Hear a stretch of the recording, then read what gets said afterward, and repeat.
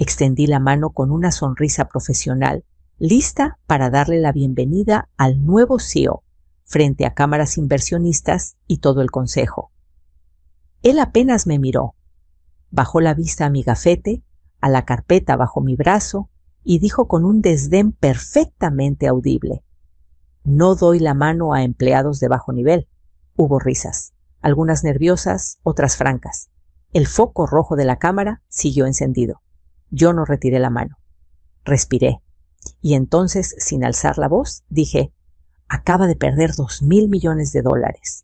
El silencio cayó como una losa. Antes de que la historia continúe, te invito a acompañarme en este recorrido. Suscríbete al canal y dale like a este video para que yo sepa que me apoyas y pueda seguir contando historias como esta. Y no olvides comentar aquí abajo desde qué ciudad nos estás viendo. Ahora sí, empecemos.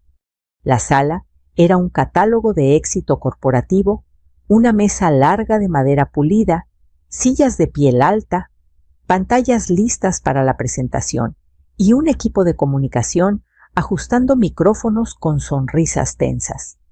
Las cámaras estaban colocadas en 3 ángulos: transmisión interna, inversionistas externos y archivo. Siempre hay un archivo. Nadie piensa en él hasta que algo sale mal. Yo lo sabía, por eso estaba allí. Llegué con tiempo, no por ansiedad, sino por costumbre. Me senté al final de la mesa, donde no había un letrero con nombre.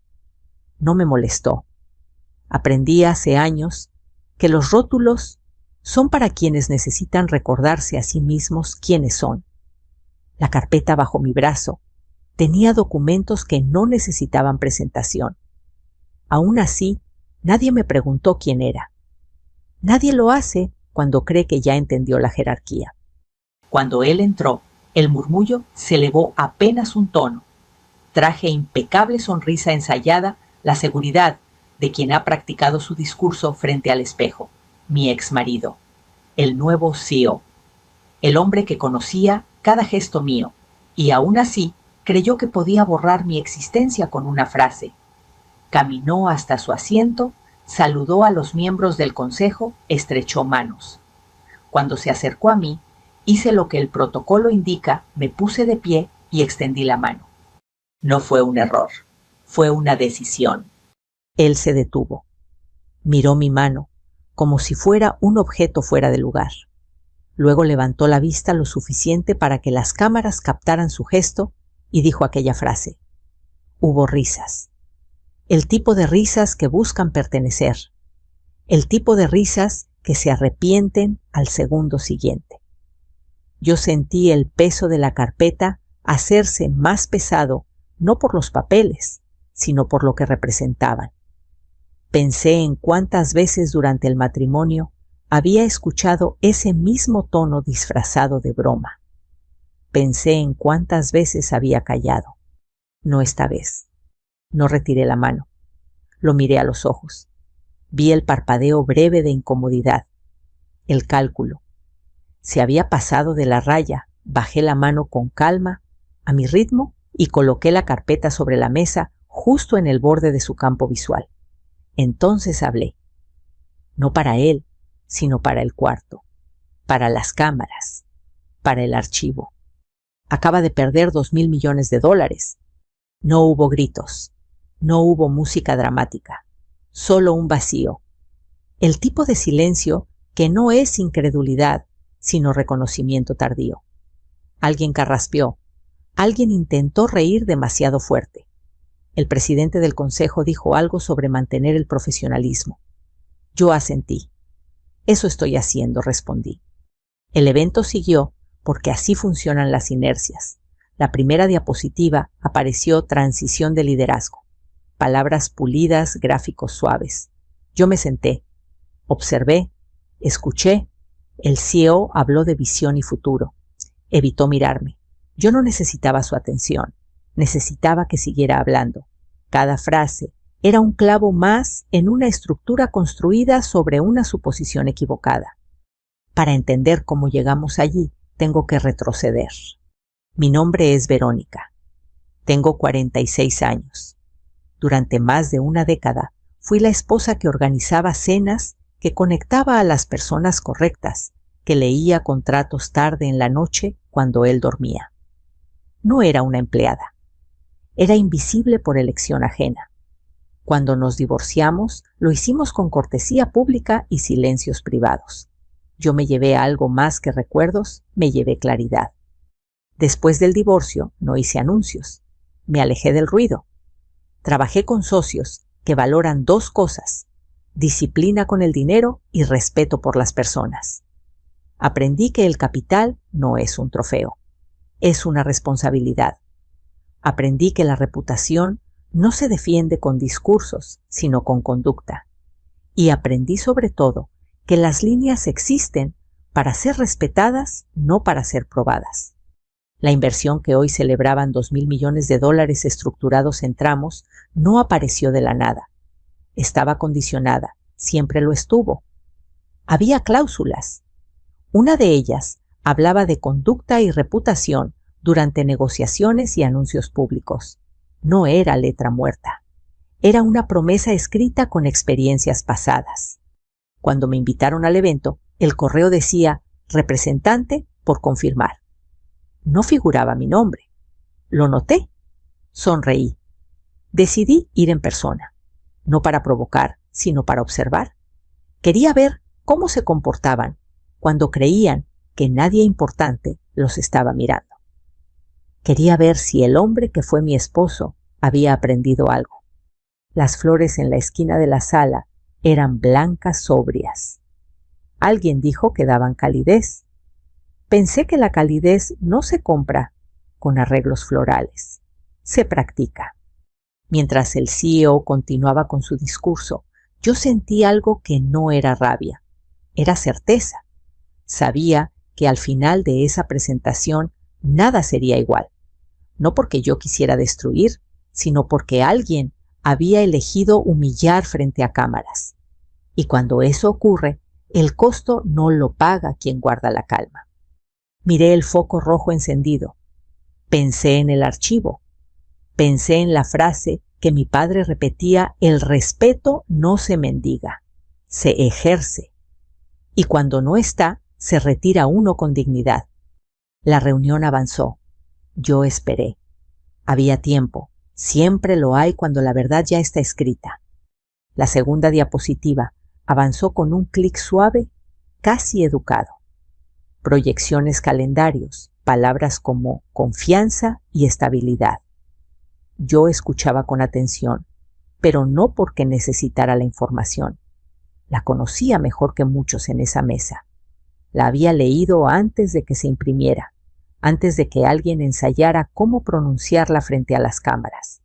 Lo que me interesaba era otra cosa: los gestos, las miradas que se esquivaban, el modo en que mi exmarido evitaba cruzar los ojos conmigo como si yo fuera un espejo incómodo. Durante años fui experta en leer silencios. En nuestro matrimonio los silencios decían más que las discusiones. Él hablaba de ambición, como si fuera una virtud moral. Yo aprendí a traducir la prisa. Por llegar, miedo a quedarse. Cuando el divorcio llegó, no fue con gritos ni portazos. Fue con una mesa de comedor demasiado grande y una conversación que duró menos de una hora. «Necesito crecer», dijo. Yo asentí. Entendí que crecer para él significaba dejar de verme. Después, el mundo siguió girando. Yo no desaparecí. Simplemente dejé de ocupar el lugar que me habían asignado. Trabajé con discreción. Invertí con cuidado. Me rodeé de personas que no confunden el volumen con la autoridad. En ese proceso aprendí algo esencial. Cuando el dinero entra a una sala, no debería ser para humillar a nadie. Debería ser para construir algo que dure más que el ego de quien firma. Por eso, acepté involucrarme en esta operación. La empresa tenía activos sólidos y un problema evidente: demasiadas decisiones tomadas para lucirse, muy pocas para sostenerse. La transición de liderazgo era la excusa perfecta para vender una historia nueva. Yo no invertí en historias. Invertí en condiciones. Y una de esas condiciones, la más subestimada por todos, hablaba de comportamiento público. No porque me interesara la corrección política, sino porque había visto lo que ocurre cuando el desprecio se normaliza, se filtra, se replica, se vuelve cultura. Mientras el CEO hablaba, noté cómo algunos miembros del consejo se acomodaban en sus sillas. Uno de ellos, el más joven, miraba de reojo la carpeta frente a mí. No sabía qué contenía, pero intuía que no era decorativa. El director financiero, un hombre meticuloso, repasaba cifras con un gesto tenso. Él sí sabía. Había leído cada cláusula. Había firmado con la certeza de que eran formalidades. Nadie cree que las líneas se vayan a cruzar hasta que alguien las pisa. La presentación siguió su curso. Nadie me dio la palabra. No la pedí. El protocolo dice que los invitados esperan. Yo esperé. No por sumisión, sino por estrategia. Había aprendido que interrumpir temprano solo sirve para que te descarten como una molestia. Esperé a que se sintieran cómodos, a que pensaran que el momento incómodo había pasado, a que el archivo siguiera grabando. El CEO cerró su segmento con una frase ensayada sobre unidad y respeto mutuo. La ironía flotó en el aire como un perfume barato. Yo levanté la vista. No sonreí. Simplemente pregunté con voz clara, sin micrófono propio, ¿quién confirma la liberación final del capital? La pregunta no era agresiva, era técnica. Eso la hizo peligrosa. Hubo un segundo de confusión. El presidente del consejo respondió algo sobre procesos internos. El director financiero carraspeó. Requiere confirmación del firmante autorizado, dijo mirando su pantalla. El CEO frunció el ceño. Eso ya está arreglado, respondió con seguridad aprendida. Yo asentí lentamente. Aún no dije. El silencio volvió distinto al primero. Este era más denso, más consciente. Alguien preguntó quién era el firmante. El director financiero respiró hondo. La representante del capital respondió. Varias miradas se giraron hacia mí por primera vez desde que empezó la reunión. No con curiosidad amable, sino con cálculo. El CEO me miró entonces de verdad. No a mi gafete, a mi rostro. Reconocí ese gesto. Era el mismo que hacía cuando descubría que había subestimado una situación. No se disculpaba, recalculaba. No estamos aquí para aclarar roles, dijo el presidente del consejo, intentando recuperar el control. Estamos aquí para avanzar. Yo incliné la cabeza. Para avanzar, hay que saber quién puede decir sí o no. No levanté la voz. No tuve que hacerlo. El director financiero confirmó yo era la firmante única. El aire se movió, las sillas crujieron, alguien apagó el micrófono por error. Las cámaras siguieron grabando. El CEO intentó sonreír. Entonces hablemos después, dijo como si el tiempo fuera una moneda que aún controlaba. Yo negué con suavidad. El después ya empezó. Antes respondí. No añadí nada más. No era necesario. La reunión entró en un receso improvisado. 10 minutos dijeron. Todos se levantaron al mismo tiempo, como si la sincronía pudiera disolver la tensión. Yo me quedé sentada un instante más. Observé quién se iba primero, quién buscaba aliados, quién fingía revisar el teléfono. El CEO salió rápido, hablando en voz baja con alguien que no estaba allí. Lo conocía. Cuando se sentía acorralado buscaba altura. Nunca miraba hacia adentro. Me levanté. Tomé mi carpeta. Dejé las flores donde estaban. No las había traído yo. Caminé hacia el pasillo, donde el aire era más frío y el ruido más honesto. Sabía lo que tenía que hacer. No era impulsivo. No era personal. Era coherente. Antes de marcar el número, pensé en todo lo que había pasado para llegar a ese punto, en las veces que me dijeron que no exagerara, en las risas que tapaban el desprecio, en las reuniones donde yo era la esposa de. En ese instante entendí algo con claridad absoluta. No estaba quitando nada. Estaba retirando mi consentimiento. Marqué. Hablé poco. Activen la cláusula, dije. Retiro total. Motivo conducta documentada. Hubo una pausa. Todo preguntaron. Todo confirmé. Colgué. Guardé el teléfono. Sentí el pulso tranquilo. Cuando una decisión es correcta, el cuerpo lo sabe. Regresé a la sala con la certeza de que el guión había cambiado.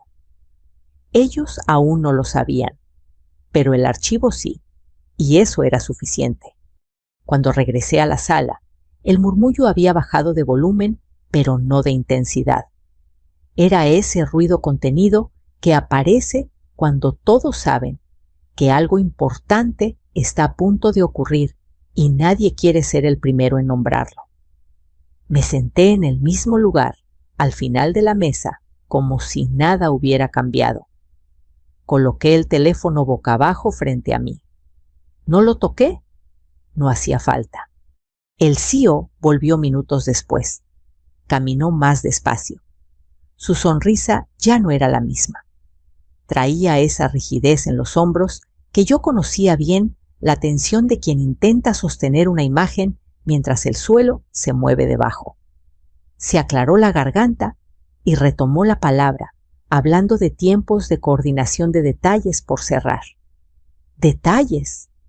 Pensé en todas las veces que en nuestra vida juntos lo importante se había reducido a un detalle cuando no le convenía mirarlo de frente. El director financiero miraba su pantalla con insistencia, como si pudiera forzarla a cambiar con la mirada. Un par de teléfonos vibraron casi al mismo tiempo. Nadie dijo nada. El presidente del consejo hizo un gesto seco, pidiendo silencio y continuidad. Sigamos, dijo, como si el verbo pudiera imponerse a la realidad. Yo observé el gesto de mi exmarido cuando el director financiero levantó la vista. Fue un microsegundo, apenas un parpadeo más largo de lo normal.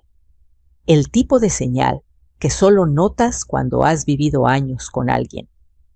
Tenemos una actualización, dijo el financiero midiendo cada palabra. La liberación del tramo principal ha sido retirada. La palabra cayó sin dramatismo. No necesitaba música, no necesitaba explicación. El silencio que siguió fue distinto a todos los anteriores.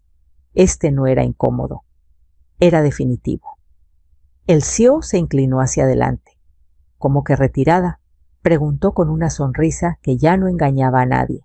Estamos en proceso. El financiero negó despacio. Confirmado.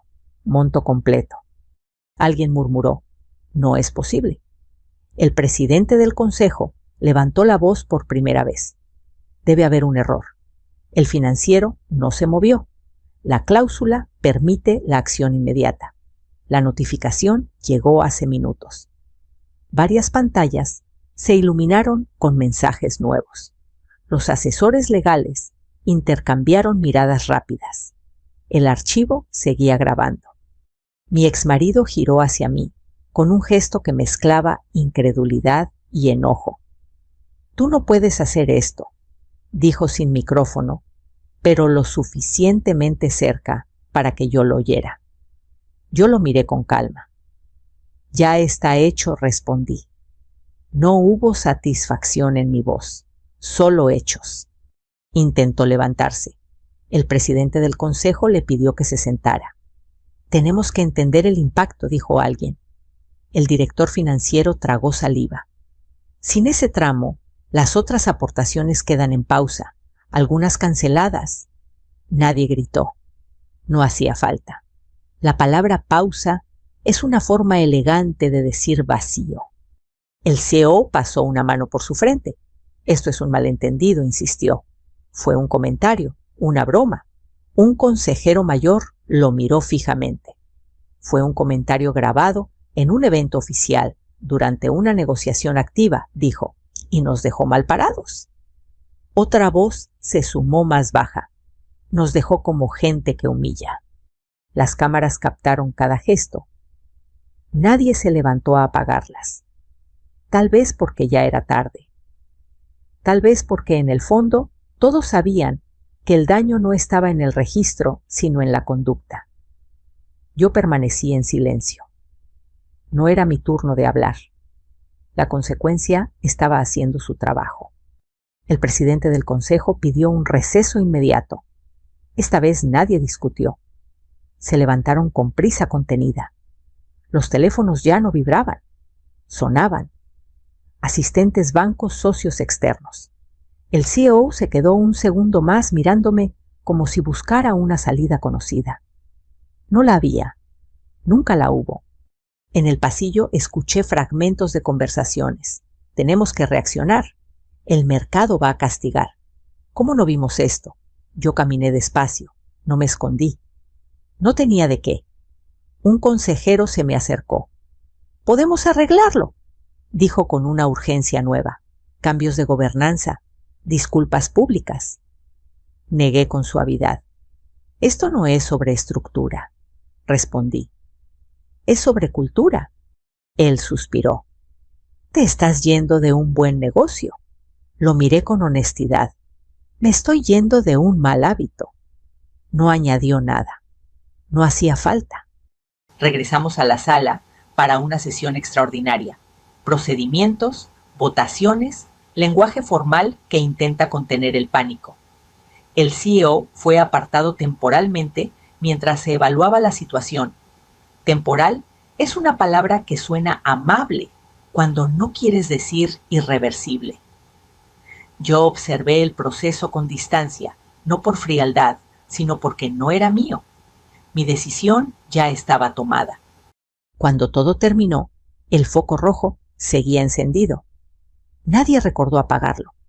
O tal vez alguien quiso que quedara constancia. Salí sin despedirme. No era un gesto dramático, era coherente. En el elevador sentí el cansancio llegar de golpe. No tristeza, no culpa, cansancio, el que aparece cuando cierras una puerta que estuvo abierta demasiado tiempo. Esa tarde, los titulares comenzaron a circular. Hablaron de gobernanza de retiro de capital de incertidumbre. No hablaron de mí. No importaba. El mensaje estaba claro para quien supiera leerlo. En el camino al aeropuerto recibí un mensaje. Era de él. Debí decir algo, escribió. Miré la pantalla unos segundos, respondí con una sola línea. ¿Tenías el micrófono? Guardé el teléfono. Mientras el avión despegaba, pensé en todo lo que había significado ese día. No como victoria, sino como cierre. Aprendí que la dignidad no necesita aplausos, necesita límites. Y que cuando alguien decide cruzarlos frente a cámaras, el precio no lo pone quien se mantiene en pie. El día siguiente amaneció con un cielo limpio que no tenía nada que ver con el ruido que seguía creciendo. Yo estaba en casa con una taza de café entre las manos, escuchando el silencio que llega después de una tormenta. No encendí la televisión. No abrí las noticias. Aprendí hace tiempo que la información llega sola cuando es importante. Y llegó. El teléfono vibró una vez, luego otra. No contesté de inmediato. Dejé que el café se enfriara un poco. Hay decisiones que ya no requieren prisa. Cuando finalmente atendí, era uno de los consejeros. Su voz sonaba más cansada que alarmada. «Estamos convocando a una sesión extraordinaria», dijo. «Queremos que estés presente». No pregunté por qué. «Escucharé», respondí. Nada más. La sala de juntas se veía distinta sin el entusiasmo del día anterior. Las flores seguían allí, pero ya no parecían cálidas. Eran un recordatorio incómodo. Las pantallas mostraban titulares discretos, frases medidas para no asustar a los mercados. El archivo, supe después, seguía guardando cada gesto. Siempre lo hace. Me senté en el mismo lugar, no porque me asignaran ese asiento, sino porque me daba una vista completa. El presidente del consejo abrió la sesión con palabras cuidadosamente neutras. Estamos aquí para evaluar el impacto y definir los siguientes pasos. Impacto. Pasos. Lenguaje que busca control cuando el control ya se perdió. El director financiero presentó números sin adornos. La retirada del capital había desencadenado cláusulas cruzadas, bancos pidiendo garantías adicionales, proveedores ajustando términos, nada inesperado. Así funcionan los castillos de cartas. Un consejero preguntó si había posibilidad de revertir la decisión. Miré mis manos. Las decisiones correctas no se revierten, dije con calma, se aprenden. Hubo un silencio breve, no incómodo, reflexivo. Alguien mencionó la reputación. Otro habló de disculpas públicas. Yo escuché sin interrumpir. Sabía que estaban recorriendo el mismo camino que yo había recorrido años atrás, el de entender que no todo se arregla con palabras. Algunas cosas requieren cambio real, y el cambio real es incómodo. El tema inevitable apareció el CEO, mi exmarido. Su nombre flotó en la sala como un objeto pesado. Necesitamos estabilidad, dijo alguien. La transición se vuelve más compleja. Yo levanté la vista. La estabilidad no se finge, respondí. Se construye con respeto. Nadie discutió. No porque estuvieran de acuerdo, sino porque ya no había argumentos fáciles. Propusieron un comité, revisiones, comunicados. Yo asentí a lo que era razonable y me mantuve firme en lo esencial. No habría vuelta atrás en la inversión. No habría negociación sobre principios. No por orgullo, sino por coherencia. Cuando te traicionas, una vez te vuelves negociable. Yo ya había sido negociable en otra vida. No repetiría ese papel. Al final de la sesión, el presidente del consejo se me acercó. Lamento cómo se dieron las cosas, dijo. No era una disculpa, era un reconocimiento.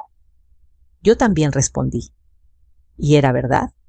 Nadie gana cuando la falta de respeto se vuelve pública. Pero hay pérdidas necesarias. Salí de allí sin prisa. Afuera, el ruido de la ciudad seguía su curso. Pensé en cómo durante años había adaptado mis pasos al ritmo de otro, en cómo había aprendido a ser pequeña para que él pareciera grande. Esa versión de mí ya no existía. No porque yo la hubiera destruido, sino porque había crecido. Esa tarde recibí otro mensaje. Era más largo. Hablaba de errores de presión de no haber medido las consecuencias. Leí hasta el final. No respondí. El silencio, en este punto, ya no era castigo. Era límite. Por la noche abrí un cuaderno viejo. No para escribir listas ni planes, sino para cerrar ciclos. Anoté una frase que me acompañaría de ahora en adelante. La dignidad no se negocia. No se explica. Se ejerce. Cerré el cuaderno. Apagué la luz. Dormí sin sobresaltos. Al día siguiente, los mercados se ajustaron. Las empresas siguieron. Las personas también. Yo retomé mi trabajo con la misma discreción de siempre. No di entrevistas. No busqué vindicación.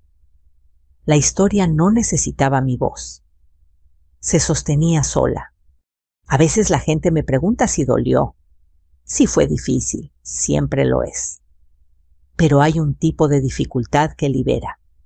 La que llega cuando decides no cargar más con lo que no te corresponde. Yo dejé de cargar. Si algo quedó claro en esos días, es esto: el respeto no es un gesto de cortesía, es el cimiento. Cuando alguien decide romperlo frente a cámaras, no está provocando una escena, está firmando una consecuencia, y las consecuencias, como el archivo, siempre permanecen. Esa semana fue extraña en su calma. No hubo celebraciones ni lamentos públicos, solo ajustes, llamadas medidas, correos con asuntos cuidadosamente redactados. Yo seguí mi rutina como siempre, temprano sin prisa, con la certeza de que lo más importante ya estaba decidido. Cuando uno deja de reaccionar y empieza a actuar desde convicciones, el ruido pierde poder. El quinto día me llamó una de mis socias. No sonaba alarmada, sonaba concentrada. Los equipos legales ejecutaron todo conforme a lo previsto, dijo. No hay cabos sueltos. Asentí aunque no podía verme. Bien, respondí. Colgué. Me quedé mirando por la ventana un momento. La ciudad seguía igual. Eso también era una lección. El mundo no se detiene por nuestros dramas personales. Recordé la llamada que había hecho en el pasillo minutos antes de que todo se volviera público. Fue la llamada más corta y más clara de mi vida. No hubo discursos, no hubo amenazas, solo una instrucción precisa. Pensé en cuántas veces en el pasado había explicado de más, había intentado convencer, había buscado comprensión. Esta vez no.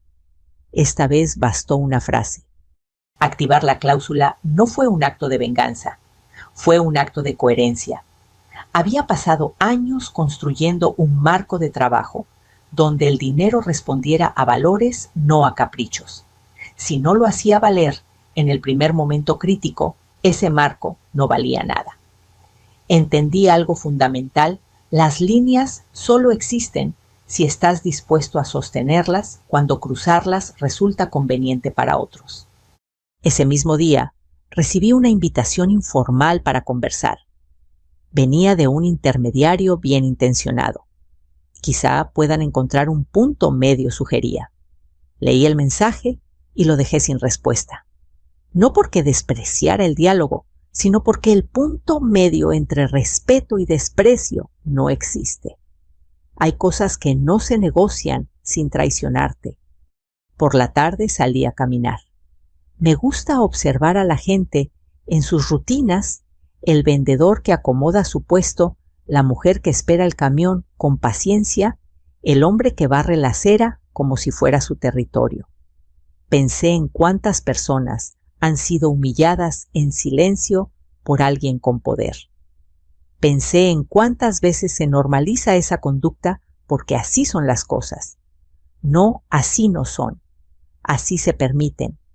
Esa noche, mientras revisaba documentos para otro proyecto, me llegó un correo largo. Era de él. No lo abrí de inmediato. Lo hice más tarde, cuando supe que podía leer sin que me afectara. Hablaba de presión de errores, de no haber dimensionado el impacto. Decía que todo había sido malinterpretado. Cerré el correo. No contesté. No porque no tuviera palabras, sino porque ya no tenía preguntas. Al día siguiente, los rumores se consolidaron en decisiones. El Consejo anunció medidas. El mercado reaccionó como siempre reacciona cuando la narrativa se rompe con cautela. Nada de eso me sorprendió. Lo que sí me llamó la atención fue la cantidad de mensajes de personas que no conocía. Mujeres en su mayoría, algunas mayores. Me escribían para decirme que entendían, que habían pasado por algo similar, que ver a alguien sostenerse en silencio les había recordado su propia fuerza. Leí cada mensaje con respeto. No respondí a todos, pero los guardé. Las historias compartidas también son capital. Hubo un momento, una tarde tranquila, en que me pregunté si habría hecho algo distinto. No para cambiar el resultado, sino para cambiar la forma. La respuesta llegó rápido: no. Ceder habría sido más fácil, explicar también. Mantener la calma y sostener una consecuencia fue lo difícil. Y lo correcto rara vez es cómodo. Esa misma semana firmamos otros acuerdos, con otras empresas, con otras personas, sin cámaras, sin arreglos florales, sin frases ensayadas. En esas mesas el respeto no era un tema, era el punto de partida. Me di cuenta de que no había perdido nada esencial, había ganado claridad. Un viernes por la mañana, mientras ordenaba mi escritorio, encontré una foto vieja. Nosotros 2 años atrás, en un evento parecido al que lo cambió todo. Yo estaba ligeramente detrás. Sonreía. Él miraba al frente. No sentí nostalgia. Sentí gratitud por la distancia. Guardé la foto en una caja. No para olvidar, sino para recordar hasta dónde había llegado. Cerrar ciclos no siempre requiere palabras finales. A veces basta con un acto firme. El mío fue breve, directo e irreversible. No para castigar, sino para poner un límite que llevaba demasiado tiempo esperando. Aprendí que la dignidad no hace ruido cuando entra a una sala, pero cuando se va, deja un eco imposible de ignorar, y que hay decisiones que una vez tomadas te devuelven algo que creías perdido la paz de estar alineada contigo misma. El lunes siguiente, el mundo corporativo retomó su ritmo, con la rapidez que solo tiene cuando intenta aparentar normalidad. Comunicados breves, frases calculadas, agendas reajustadas. La empresa anunció una revisión interna y la suspensión temporal del CEO, mientras se evaluaban los hechos. Temporal, otra palabra cómoda. Yo leí el comunicado sin emoción. No me pertenecía. Ese día tuve una reunión con un equipo distinto en un edificio sin logotipos brillantes. La mesa era sencilla, el café fuerte. Hablamos de números, sí, pero también de personas, de procesos que no humillan, de liderazgo que no necesita aplastar para existir. Salí de ahí con acuerdos claros y una sensación conocida: cuando el respeto es la base, todo fluye con menos fricción. Por la tarde recibí una llamada inesperada. Era el director financiero. Sonaba agotado. Solo quería decirte que... Tenías razón, dijo sin rodeos. No pregunté sobre qué. Gracias por decirlo, respondí. Colgamos. No hubo promesas ni reproches. A veces el reconocimiento tardío es lo máximo que alguien puede ofrecer. Mientras tanto, el archivo seguía haciendo su trabajo silencioso. Fragmentos del evento comenzaron a circular en círculos cerrados. No por morbo, sino por advertencia. La frase, la risa, el gesto. Todo estaba ahí. No editado, no explicado. Crudo. Vi uno de esos clips una sola vez. Bastó. No necesitaba revivirlo. El mensaje ya no era personal. Era estructural. Mi exmarido intentó llamarme esa noche. No contesté. Dejó un mensaje de voz. Lo escuché días después. Hablaba de arrepentimiento de sentirse solo, de no reconocer al hombre que había sido en ese instante. Apagué el audio antes de que terminara. No porque no me importara, sino porque ya no era mi responsabilidad acompañarlo en su aprendizaje. Cada quien enfrenta las consecuencias de sus actos a su tiempo. El consejo se reunió de nuevo, esta vez sin cámaras. Me invitaron a participar en una conversación sobre posibles caminos futuros. Escuché con atención. Hablaban de reconstruir confianza, de enviar señales al mercado. Yo asentí cuando correspondía y fui clara cuando no. La confianza no se reconstruye con comunicados, dije. Se reconstruye cambiando comportamientos. Algunos tomaron nota, otros no. Eso también era parte del proceso. Hubo un punto en la reunión en que alguien preguntó si yo estaría dispuesta a reconsiderar en el futuro. No respondí de inmediato. Pensé en la pregunta, pensé en el pasado. No ahora, dije al final. No cerré la puerta, tampoco la abrí. La dejé donde debía estar, bajo condiciones claras. Esa noche, al llegar a casa, sentí algo distinto. No alivio, no triunfo. Fue una mezcla de cansancio y ligereza, como cuando cargas algo pesado durante años y al soltarlo, tus brazos tardan en entender que ya están libres. Me senté en silencio. Respiré. Dejé que el cuerpo alcanzara la decisión. Los días siguientes trajeron más noticias. Cambios en la cúpula, reuniones de emergencia, analistas hablando de lecciones aprendidas. Sonreí ante esa frase. Las lecciones no se anuncian, se incorporan o se repiten. El tiempo diría cuál opción elegirían. Una tarde recibí un mensaje corto de una mujer que no conocía. Decía, gracias por no gritar. Me quedé pensando en eso, en cómo durante tanto tiempo se ha esperado que las mujeres reaccionen de cierta manera para ser tomadas en serio. Yo no grité, no lloré frente a cámaras, no pedí permiso. Sostuve un límite y eso fue suficiente. También pensé en mis hijas, en las generaciones que vienen, en el tipo de ejemplo que queda cuando alguien decide no tolerar el desprecio, aunque venga disfrazado de poder. No se trata de dinero. Nunca se trató solo de eso. Se trata de la forma en que nos miramos unos a otros cuando creemos que nadie importante está observando. El ruido empezó a bajar. Como siempre ocurre, las historias nuevas desplazan a las viejas.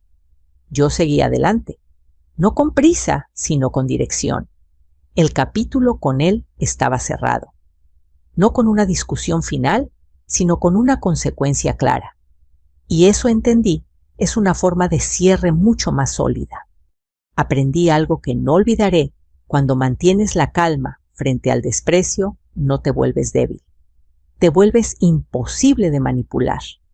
Y cuando las consecuencias llegan, no necesitan explicaciones largas. Hablan por sí mismas. El tiempo tiene una forma curiosa de acomodar las cosas. No lo hace con ruido ni con urgencia. Lo hace con distancia.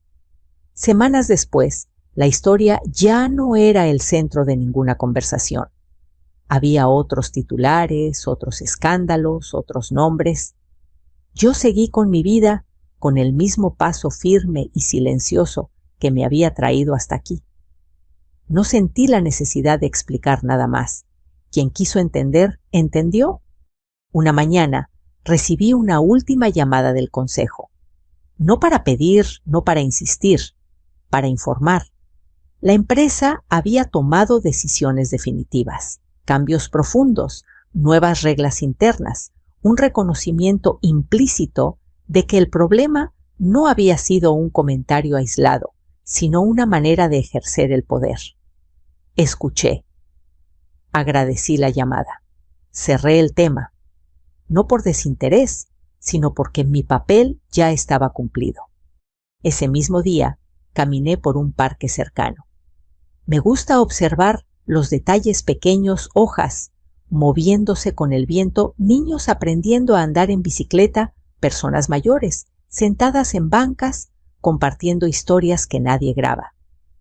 Pensé en cómo, durante tanto tiempo, yo había creído que el respeto era algo que se ganaba aguantando. Ahora sabía que no. El respeto se preserva eligiendo cuándo irse.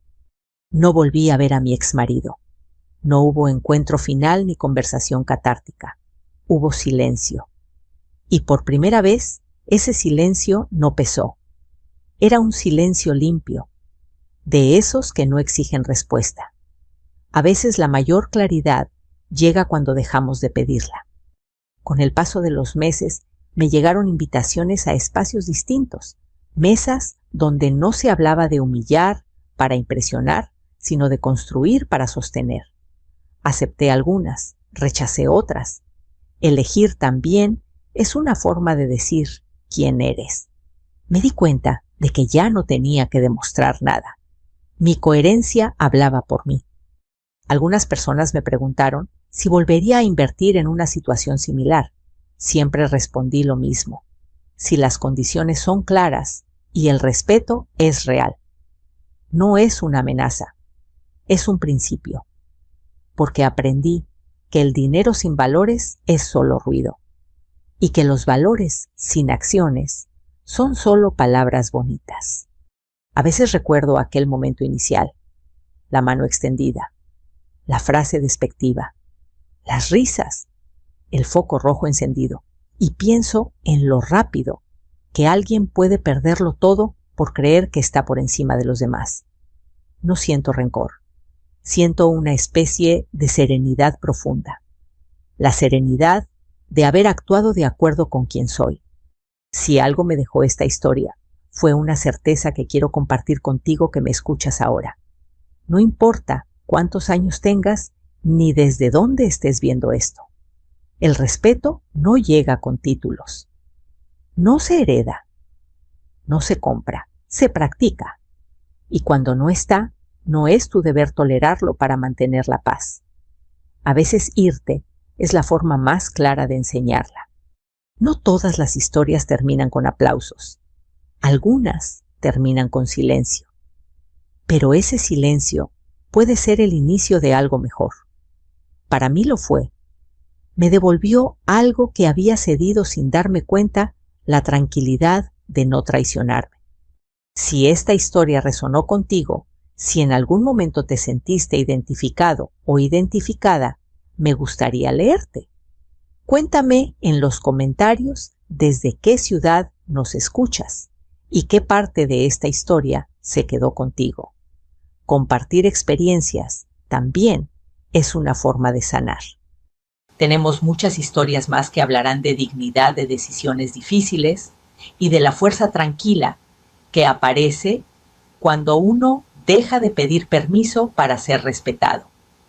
Si quieres acompañarme en este camino, te invito a suscribirte al canal y a compartir este video con alguien que lo necesite escuchar hoy.